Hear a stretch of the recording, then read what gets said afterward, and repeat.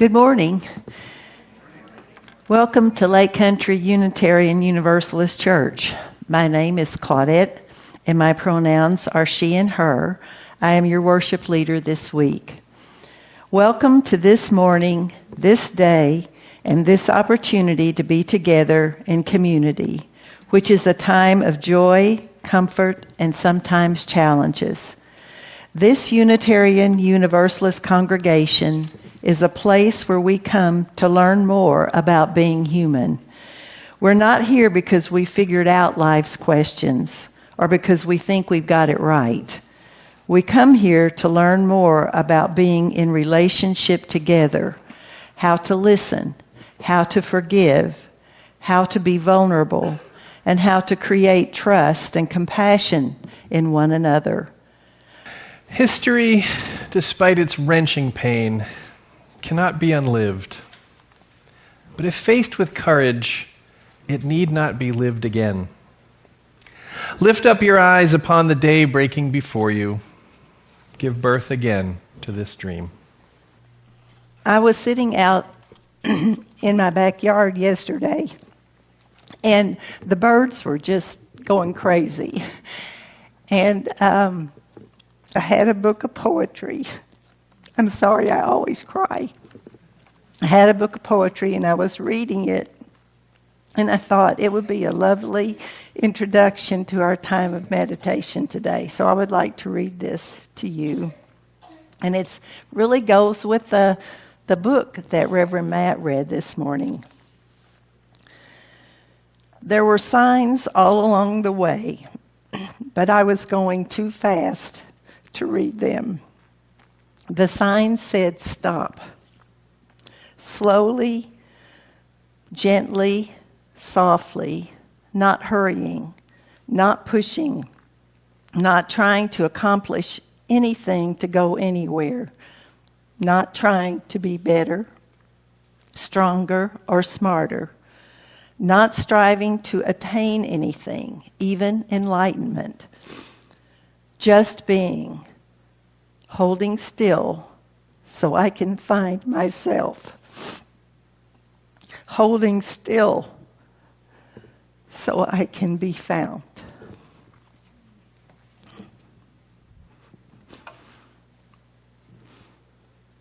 So let us sit for a moment of shared awareness, paying attention to the breath as it changes the shape of our body.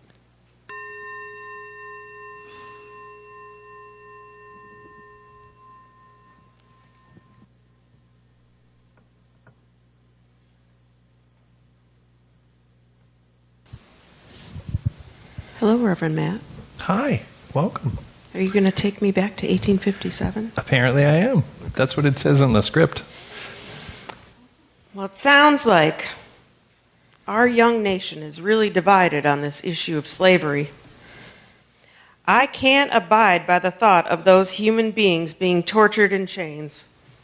But those Southerners, they don't seem to give it a second thought. Don't you think we should do something? Well, now, I get your concerns, but there's a lot to consider here. I mean, I support the blacks as much as anybody. I guess, I've even gotten sort of friendly with that black family that bought that shack over on the corner of Anderson's old farm. But let's be realistic. I've got customers, and not all of them are fully in support of this emancipation thing. I understand it's important, but I just can't risk ticking anybody off. The profits in my business over the past year are razor thin as it is. Besides, I don't own any slaves. It's not really my problem. It's a brisk morning here in Belgium, June 19th, 1937. You're not really going to try to fly that horrific crooked cross on our house, are you? I've been hearing some whispers at the market about what Hitler has been doing in Germany, and it sounds horrific. I know. But you saw what they did in Austria, didn't you? His army swept in and just took over the country. I was talking to the boys down at the pub, and they are all just saying that they've heard if we just swear allegiance to this maniac for a short time, he'll let us just keep doing what we're doing and not mess with us too much. I mean, how bad can it really be? And I like the German people. They're generally pretty good neighbors. Are you serious? The word in my circle is that this plan is to take over the whole world, not just our country, the whole world, and make it the way Hitler wants it. And he's willing to destroy anyone that gets in his way. They keep calling Jewish people and Roma people dogs and scum and dangerous villains. And there are rumors that many Jewish folks are disappearing, and no one seems to know where they're being sent. That's terrifying to me. Oh, come on. Don't you think you're overreacting just a little bit? No one could be that power hungry. And how could they ever manage that much land anyway? All of my folks are just saying we should put our heads down and just go along with everything, and he will eventually just fade away. I hope you're right, but I don't think you are. I have to say, as my mother always said, hope is not a strategy. You know, I think that minister was trying to drive home a message this past Sunday. Oh, yeah? What was it? Well, it was subtle, but I think he was trying to say that if we aren't willing to study the lessons of history, we are doomed to repeat it.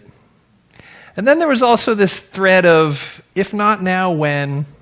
And if not us, who? That sounds like a pretty good sermon. Yeah.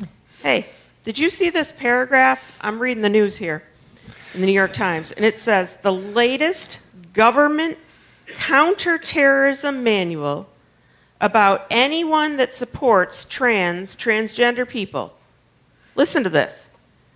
First, it says, our counterterrorism powers will not be used to target our fellow Americans who simply disagree with us. You know, so that part sounds good, right? Sounds good, yeah. Yeah.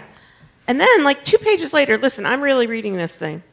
It says, quote, national counter-terror activities will also prioritize the rapid identification and neutralization of violent, secular, political groups whose ideology is anti-American, radically pro-transgender, and anarchist.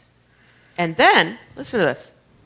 It says, we will use all the tools constitutionally available to us to map them at home and identify their membership and use law enforcement tools to cripple them operationally before they can maim or kill the innocent. Wow, that does actually sound kind of bad. You know, I'm pretty sure I've never seen a trans person kill or maim anyone. Is that same policy I heard about that just removed over 180 religions from those that service members in the armed forces can select when they enlist in the military?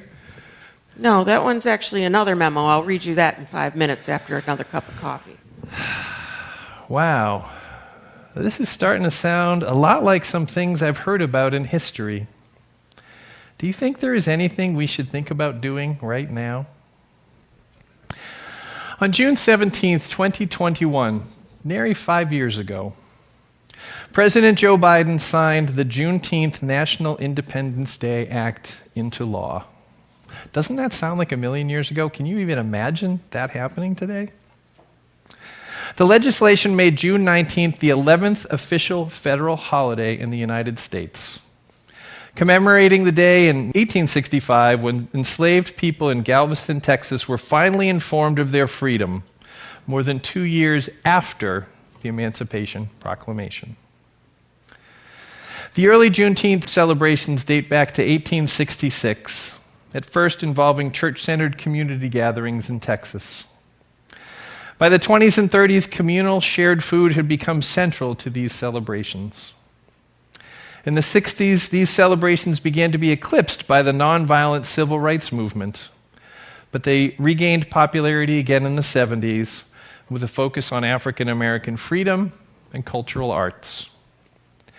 Beginning with Texas, wonderfully enough, by proclamation in 1938 and by legislation in 1979, One after the other, every U.S. state has formally recognized the holiday in some way. So, why is it important for us in this particular church to become more aware of this holiday? Why is it important for me to learn this information? What a great question.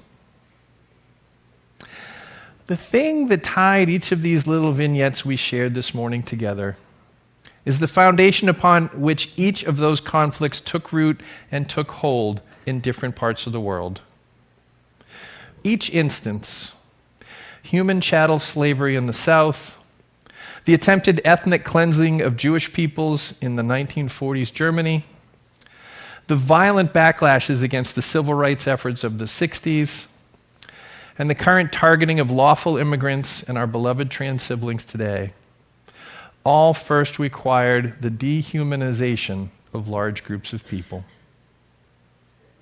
And once one deems any group of people as less than, history shows us consistently that it is not a very long walk towards the justification of many injustices that become, if not collectively celebrated, then at least collectively tolerated.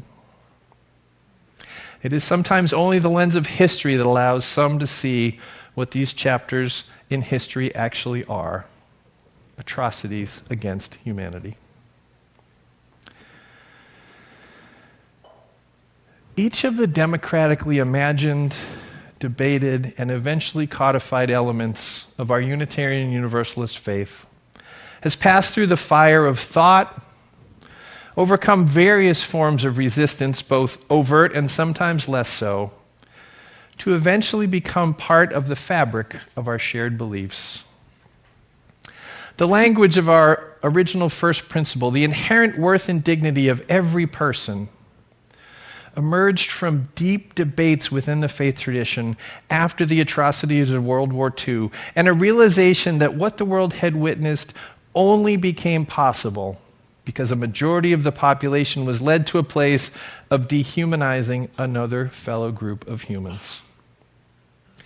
And because UUs believe that revelation is not sealed, but rather, as life, is constantly unfurling, we challenge ourselves to examine even our most closely held beliefs to ensure those beliefs continue to expand along with our growing perspectives. The first principle of inherent worth and dignity morphed a bit into our new equity value, which states, we declare that every person has the right to flourish with inherent dignity and worthiness. Now you might think to yourself, that sounds almost the same. What was the big deal about those little tiny word changes?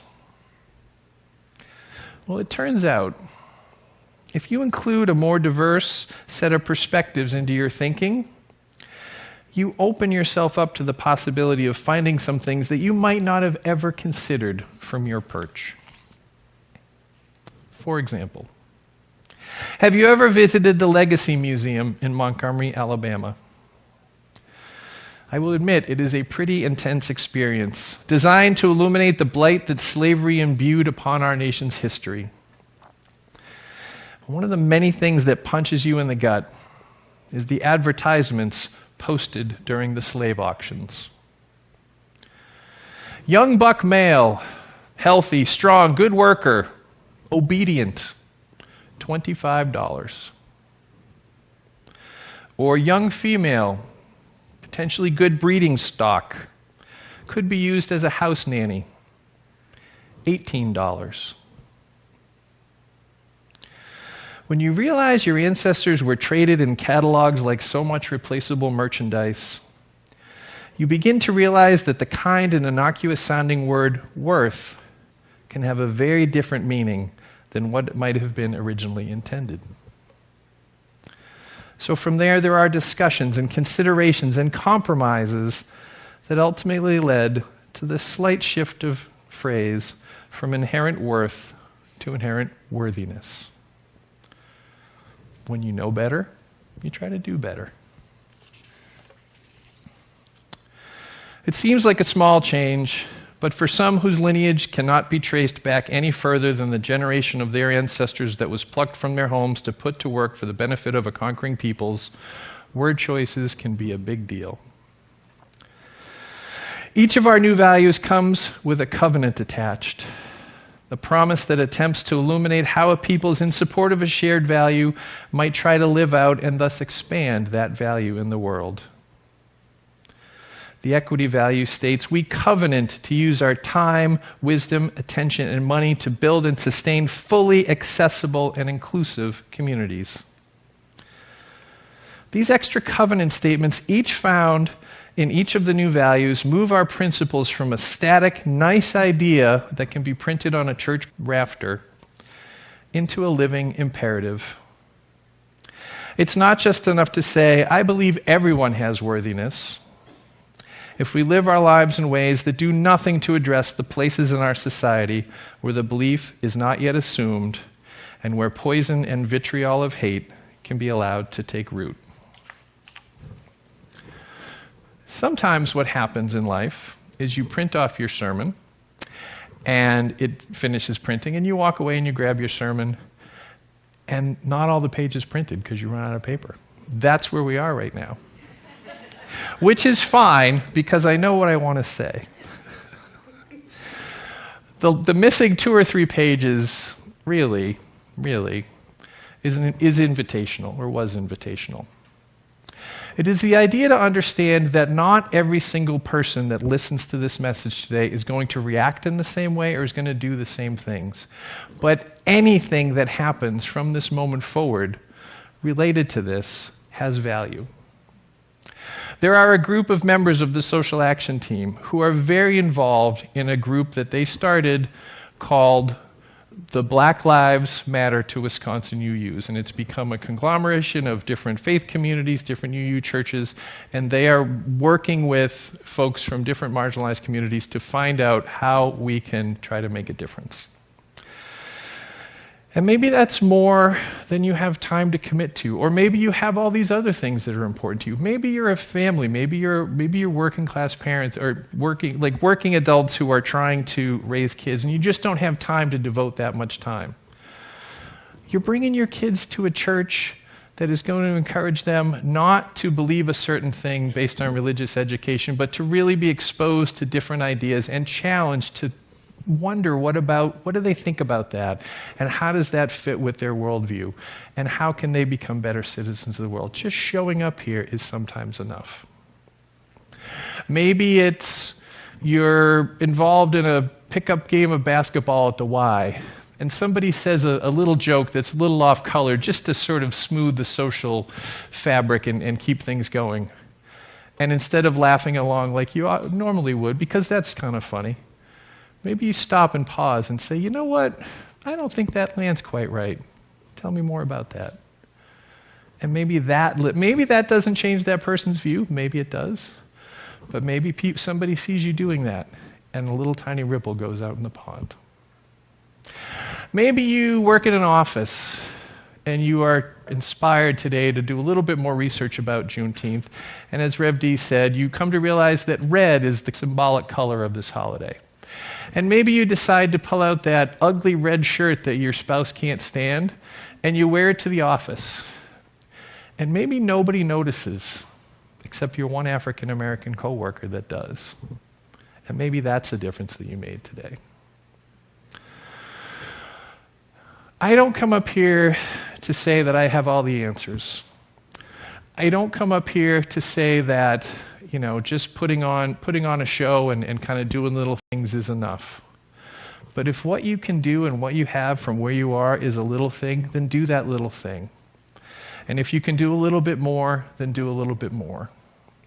And if you recognize that you are in a place where maybe you can do a little bit more and actually put your body at risk to try to change some of the things that are going on in the world, maybe you come here to have your spirit strengthened. So when you are faced with that moment, instead of keeping your hand down, you raise your hand. There is no possibility that the greatest orator in the world, the next Martin Luther King, the next John F. Kennedy, could show up and change anything if the ground of the citizenry is not fertile with the seeds that have been planted for the potential of a new way of being. This is what we come here to do. This is what I hope you take away from this time together. May it be so, and may we create the world that we envision. Amen. Our closing words are a quote from Mahatma Gandhi.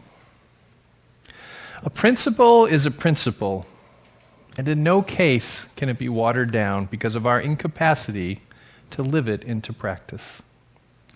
We have to strive to achieve it, and the striving should be conscious, deliberate, and hard.